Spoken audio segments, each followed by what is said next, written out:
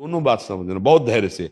ये शरीर मायाकृत सबका है और स्वरूप सबका चिदानंदमय है, भगवदंश है। तो हमें लगता है कि हम सबको आध्यात्म की, बुद्धि की पवित्रता की जरूरत है।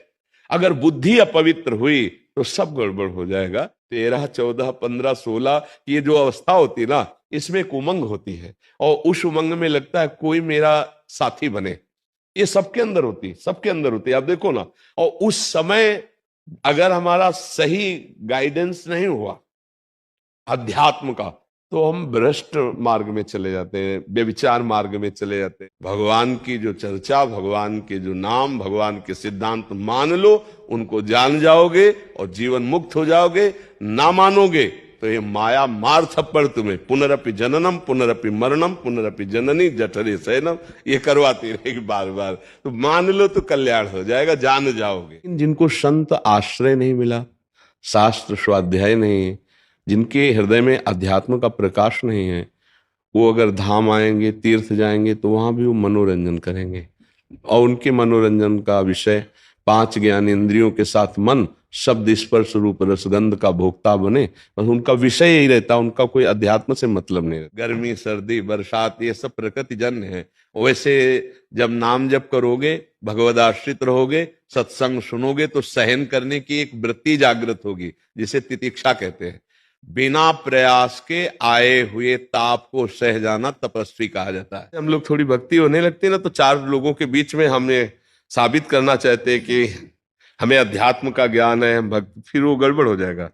4 लोगों के बीच में साबित करना है कि हम आप जैसे ही हैं और अपने को बचा लेना है, अपने को आगे बढ़ा लेना है। या अमेरिका में जो तुम्हारे मन का एक्सरा कर दे, तुम्हारे मन बुद्धि को देख ले। जब मन बुद्धि को नहीं देख सकता है सूक्ष्म शरीर, तो तुमको प्रमाणित कर सकता है तुम परमात्मा के अंश हो। आज तक है विज्ञान में ताकत, फिर अध्यात्म को आप कैसे ललकार सकते हैं विज्ञान के बल से?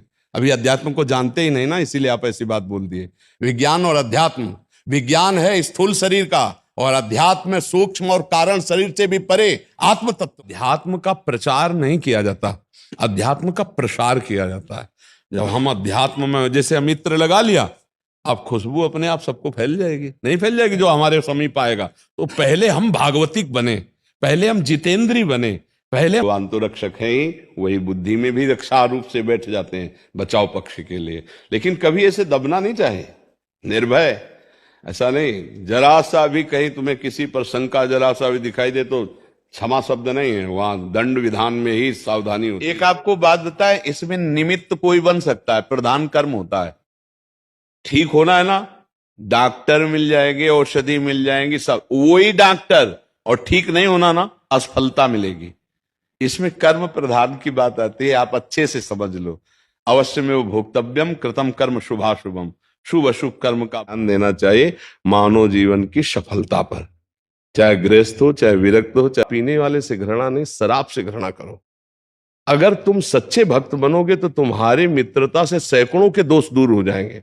आपको कहने की जरूरत नहीं, आपका भजन बल, आपका प्यार, आपकी साधना आपके मित्रों को सुधार देगी। अगर घृणा शब्द किसी से नहीं, घोर से घोर आचरण जो कर रहा है, भगवान की कृपा हो जाए तो कल महात्मा बन सकता है।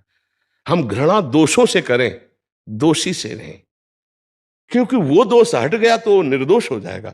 जो आप सात्विक भोजन पाकर निर्णय करेंगे, वो मांस खा के निर्णय नहीं कर सकते। मांस खा के चर्बी बढ़ा सकते हो, अध्यात्म बल नहीं। हमको किसी के प्रति भी नीच भाव नहीं रखना है।